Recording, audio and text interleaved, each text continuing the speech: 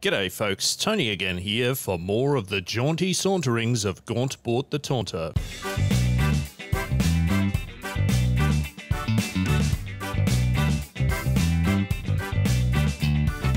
And welcome back, dear viewers.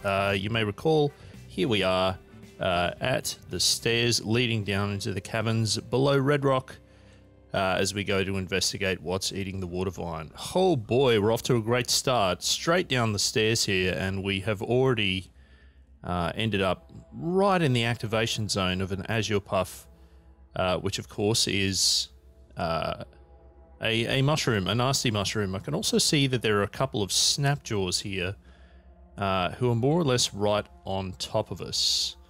So I think, given this current positioning and current situation, we're definitely going to need to use some of our skills. The first thing that I'm going to do is I'm going to make a force bubble, which is going to stop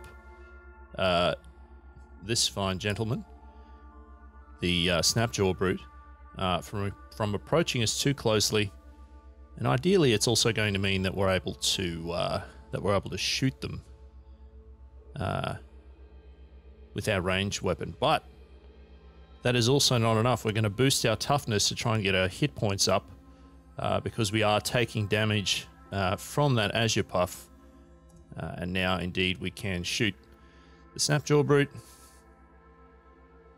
And I believe that has taken care of that. Now, that azure puff is going to have its spores kind of spread out everywhere. It doesn't look like they can get through the. Doesn't look like they can get through that wall that we put up, the force bubble. So again, let's talk about procedural generation. Having that particular mushroom right nearby is clearly, less than ideal, given what it is that we're trying to do. But them's the breaks when you are roaming in the caves. Now, I'm going to try moving to the northwest, which is where the other snapjaw was standing, and I can see that there's maybe something in the wall there, in the force bubble there. But we're going to give it a go. Okay, it looks like it may actually have killed that snapjaw when I created it. Now the goal here is for us to move out of the way of all of the spores, even though we're going to have to go through them again to head back up the stairs. Now we're still taking damage from those spores. That could be problematic if it lasts for too long. We're going to take out that snapjaw. Okay, and it appears at this point that we're not. It appears at this point that we're not really taking. Oh dear! Oh no! Did I destroy the? No. Whew, for a moment there, I thought I'd destroyed the. I thought I had destroyed the chest with my force bubble. Thankfully, I did not. Doesn't look like there's anything in it. However, I am going to... Wait a minute. Oh, no, there is stuff in it. Good, good, good. All right. I am actually going to take the chest as well.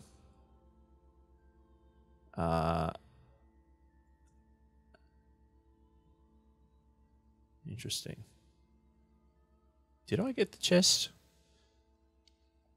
There are too many things happening here at once, and I've managed to confuse myself. Okay, I did grab the chest. Good. Now, this is something that I was thinking about. Can I actually equip that? I'm pretty sure that I can. I'm assuming that's going to let me carry more now that I've got it in my hand. What I might do... Oh, that's no good now. I can't see. Playing this game like a pro, folks. We don't have a floating glow sphere to help us out. What have we got here? What are you doing? A snapjaw shotgunner? Are you kidding me?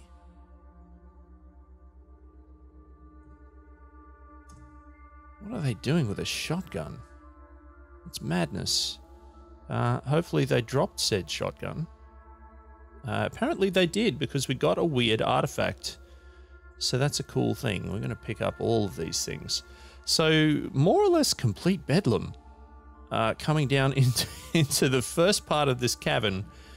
We already have ourselves just a big old bunch of goofiness.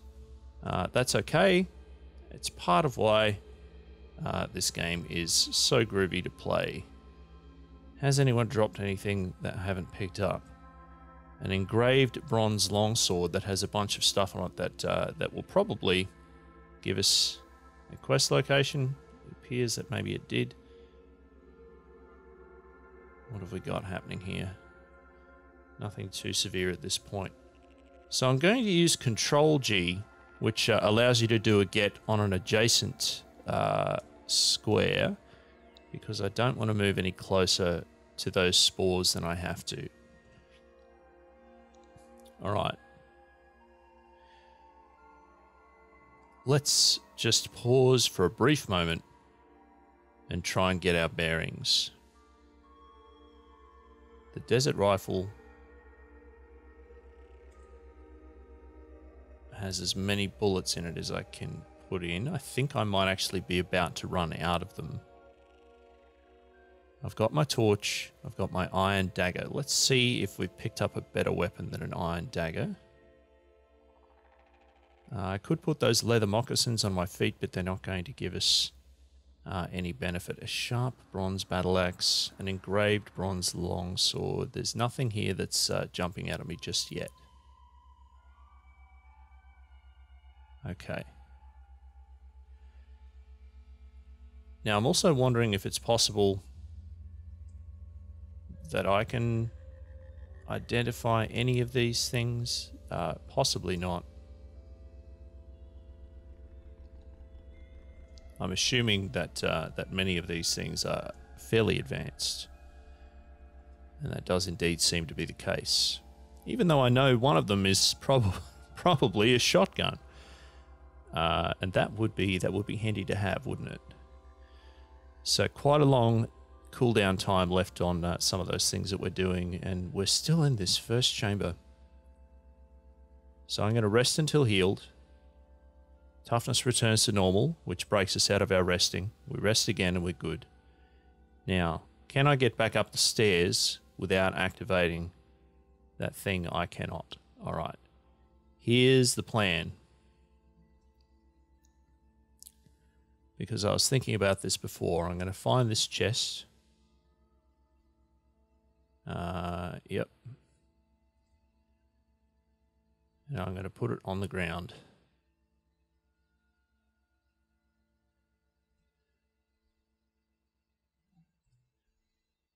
Then I'm going to open it. And I'm going to take a reinforced woven tunic. I should definitely put that on. I'm actually going to put these things in the chest. They're right here at the entrance where we're going to be able to come back and get them. But there's a couple of reasons why I want to do this. I don't want to be carrying around, firstly, all of this heavy stuff. And secondly, I don't want to have all of these things on me, because Evil Twin is one of the abilities that we've taken for this character. And what that means is, presumably, that that if an Evil Twin appears, they're going to have all of our inventory. And if they have all of our inventory, and they have a whole bunch of cool stuff, and they know how to use it better because it's been controlled by the game, which probably has a much better understanding of this than I do, then that would be bad. How do I put things in something that plus? All right, and it does work on a laptop keyboard. We're still winning, folks. Gonna pop that in there as well. All right. So this should mean a couple of things. We can carry plenty of stuff, and indeed we can. We have 95 pounds of 240 taken. We don't have ourselves full of a whole bunch of weird things. Yep, and all of our stuff is here right near the entrance for us to come back and grab at a later date. All right, so let's get back to the real deal of killing Snapjaws and trying to find our way down through this cave. We've reached level 3, folks. Well done to us. 1 hit point, 74 skill points, 1 mutation point, and 1 attribute point. So we have some things to figure out just as soon as we grab some more bits here for our looting.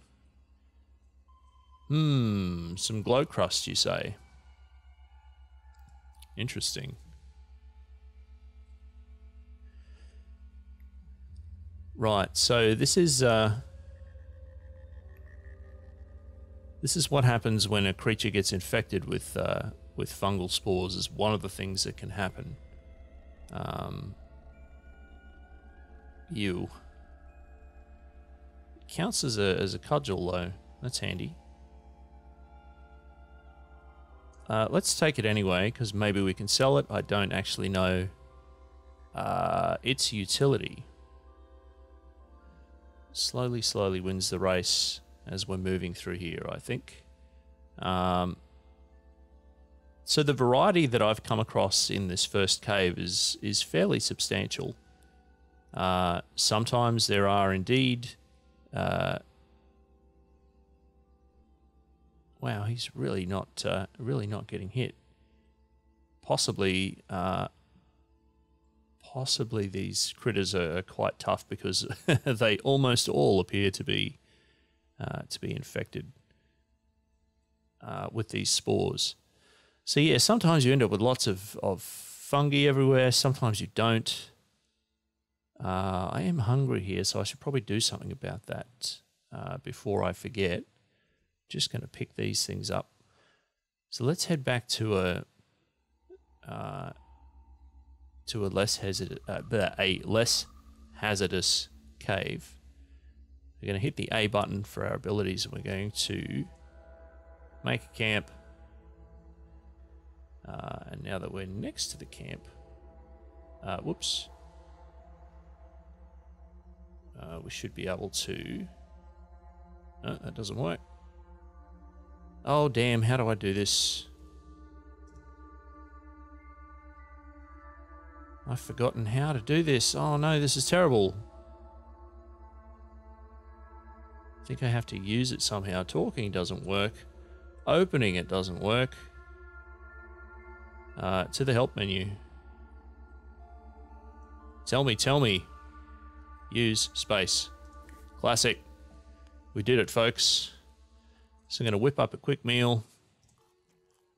I'm going to eat the meal. That's going to make me be sated, and we're going to get the lovely harmonica music. All right. Now, there are piles of scrap everywhere here. Clearly, being an Archanaut, I'm going to stroll through them to see what cool loot I can find. But I am super duper aware of all of the brightly colored and potentially lethal mushrooms that are clearly going to be... Ow! Oh, that's super bad. What just hit me? The amoeba's pseudopod hit me for a quite catastrophic amount of damage. So here's what we're going to do.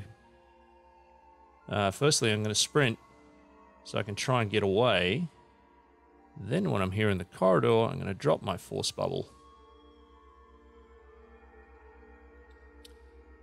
We're going to check that pseudopod has moved back, and it has. Good. Let's see if we can sunder something's mind. Your mental attack does not affect a giant amoeba. Very well. Now we can't do a life drain because we're not adjacent to anything. So we'll try using our rifle. And I am out of ammo. We're in a bad spot here, folks. All right. So I guess with the sprint active, our best bet at this point is to run away. Quite a lot run away. Okay, something has gone wandering into to the range of yet another.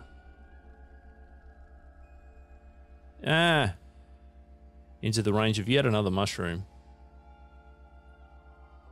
Thankfully, we found ourselves a bit of a circuit here, so we can take advantage of that as we move around up to a certain point.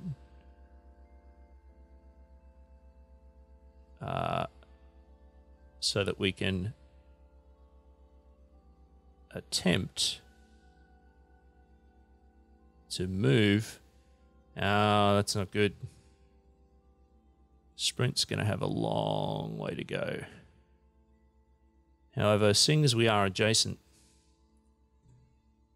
Oh no! We're all done already! So those two adjacent enemies were a real problem there. What I was going to try to do was to siphon life from the amoeba, which probably has a larger hit point pool, but those chameleons do hit pretty hard, as you can see. So that's the end of our first attempt of sauntering jauntily with Gaunt Bort the Taunter. So I'm going to re-roll, and we'll start again in just a moment. Okay, so as if that never happened, here we are again. Back in Jopar. So if you just give me a moment, we've got a bunch of quests that we want to grab here. So I'm going to go around and do that fairly swiftly. I'm also going to do this looting quickly in case somebody comes following us in. So we got 2 weird artifacts there. That's nice. We know we can finish all of the knick-knacking quests with Argive immediately, so that's good. Yes, I do want to steal all things. Wow, looks like we're drowning in artifacts again. So that's handy to know. So make that thing appear. I really should remember better where the chests are. My brain kind of gets wiped every time I play this, where I have to talk while I'm playing, because there's a lot of different things that I'm trying to pay attention to. All right.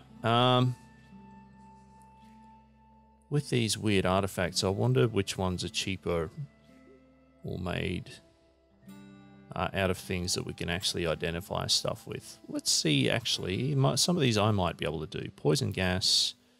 So that's definitely one of the ones that we can use.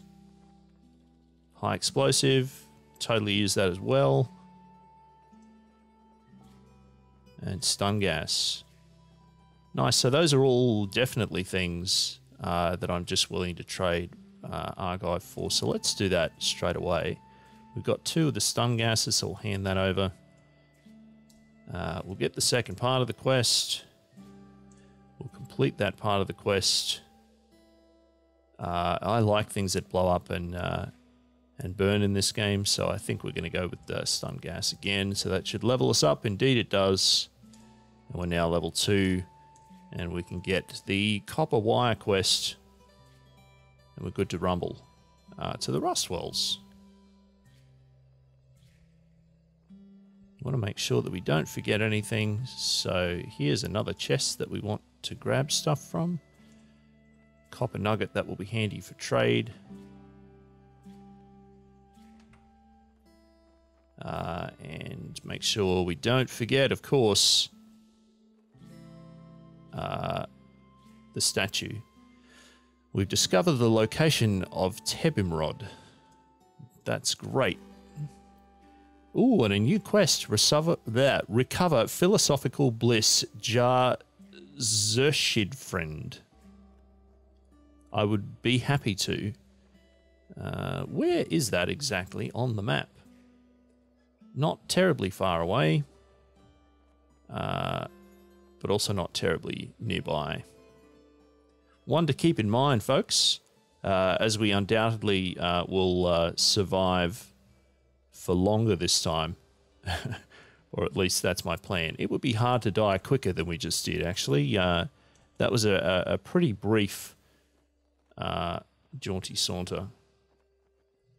Tam, what do you have for me? Please tell me you have some cool things. A very expensive weird artifact that I can't afford. The food that I clearly absolutely want to take from you. And the bandages too. Weapon-wise, where are we at? No rifle this time, folks. Just a musket. Which is still better than nothing. A goodly amount of wine there.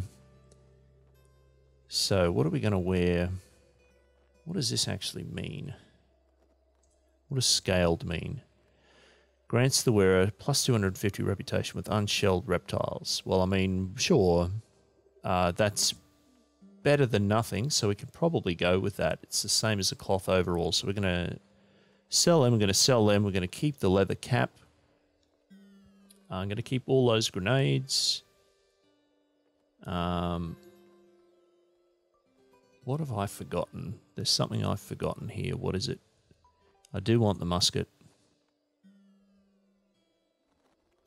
Going to pop that on there. Don't want the buckler. And I don't want the big swords or the axes or the staff. I'm going to keep those daggers. So we'll do that, even though I've got to hand over a little bit of water at the moment. Let's just check our equipment. I think that might be the bit that I forgot. We don't need that. We don't need that. I don't want to use a mace. Some spring load. Okay, we've got another grenade here as well. Acid gas. Sure, let's keep that there. What is this thing going to do for us? This item grants bonus move speed, plus 5 move speed. I'll definitely keep that then. Cool. So pop that on. I'm going to pop that on. Can sell those other bits. We can sell that mace. Alright. So we need all those lead slugs. I'm talking too quickly, folks. Yes, we want all that ammunition for our musket. We should have plenty of arrows for now, and we can pick more of those up further down the line. And we pop that mace in there as well. Cool, that should mean that we get some of that water back. More than that water back, in fact. Alright. So just checking to make sure that I haven't lost too much water, and I haven't, so that's good. And then we will need to make sure that we have that in place. And that we have that in place. What should we start with? I kind of want to start with the musket because it is better by a fair margin. I think that's everything. Musket that needs reloading, so we'll do that. I think we're good. I think we're good to go.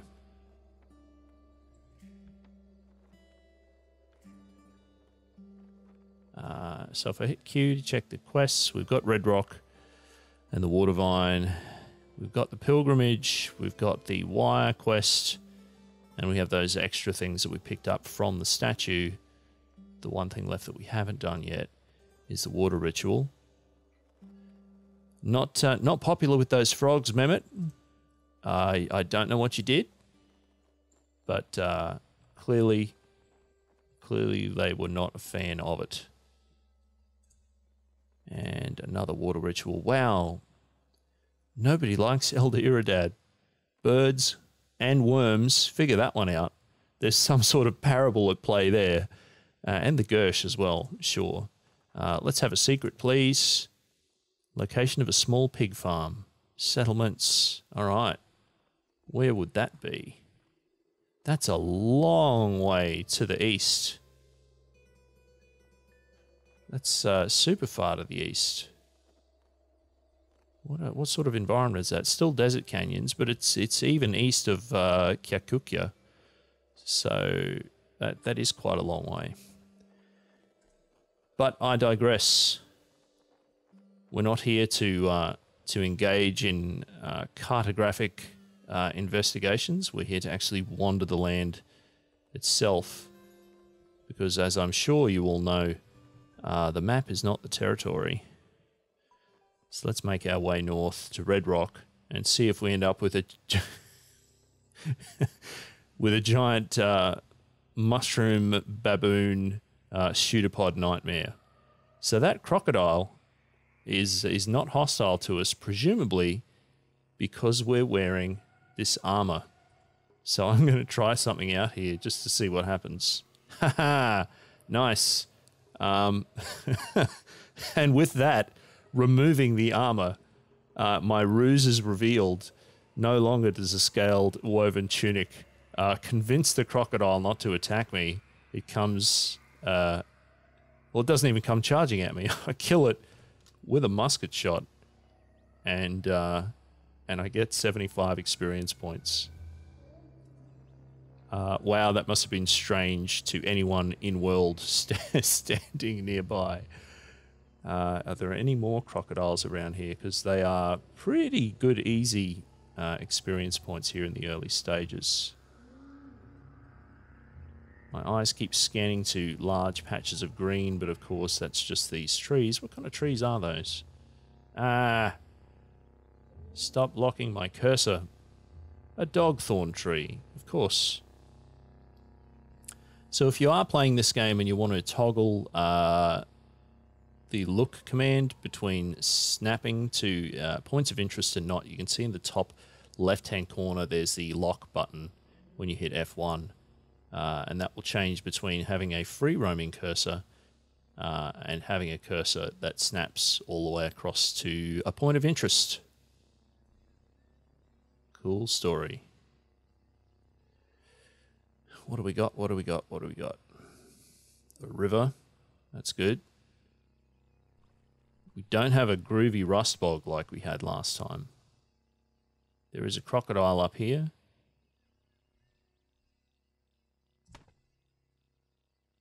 I'm assuming it's now cranky at us because we attacked it, and that is in fact the case. I'm already missing my rifle, folks.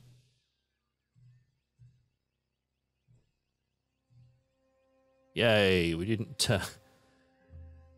die. Any more crocodiles? I really should be trying to grab some experience in case we end up in those caverns and they're horrendous again. So, little bit of inside baseball here as to my plan when we get to the caves. If we get to the caves and they're kind of a bonkers environment like they were last time, probably going to actually leave the caves entirely and try going to the Rust Wells for the wire quest first, because that will probably be more beneficial than just ending up. Is yet another corpse in the caves of Red Rock. Okie dokie. Who's hostile and who isn't? Salamanders, no. Glowcrows, no. And fortunately, Equimaxes also no. But that tortoise is going to be hostile. Indeed it is. And what about the puppy dog? Friendly. All right, good. So we just have to be cautious that we don't accidentally end up shooting something that we don't mean to. Come on, turtle. No, that is the exact opposite of what I wanted you to do. So we're going to run away. And then we're going to use a Sunder Mind and try and take that thing down, and it does work, so that's good. Can we rest? We cannot rest because there's another turtle up there that is not happy. So we may have to wait for it to be dead. If in fact that is going to happen. What have we got at our disposal here? I'm still sprinting. Force bubble's not going to do me much use. Life drain requires me to be adjacent to it, but we can probably do that so that our hit point pool is a little less scary.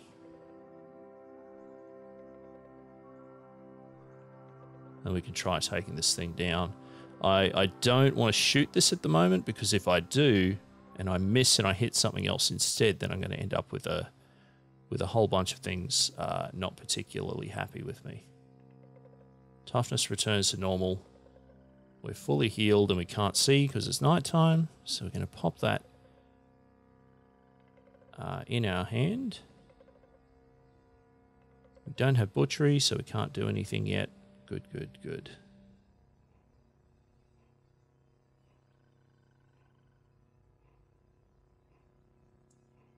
Yay! So our discovery of Red Rock means that we've now pinged to level 3. 1 hit point, 74 skill points, 1 mutation point, and 1 attribute point, and a nasty baboon nearby, who I believe has already hit us with a boulder. It has indeed 5 hit points of damage. So we're going to do the old classic move of running away, because fighting baboons at night is not a wise idea. Okay. Now, with all the shenanigans that we've gotten up to, that's all the time that we have for this part of the Let's Play. So we've already had 1 Gaunt Bort perish. Let's see if we can do better with the second one. I have to remember this time, now that we're level 3, to actually assign that attribute point, which I believe I forgot to do before. So, if you're enjoying this, please give it a thumbs up, subscribe to the channel, you can be notified when other episodes are released. Please let your friends know if you think they might enjoy this sort of thing, and come back again soon for more jaunty saunterings of Gaunt Bort the Taunter.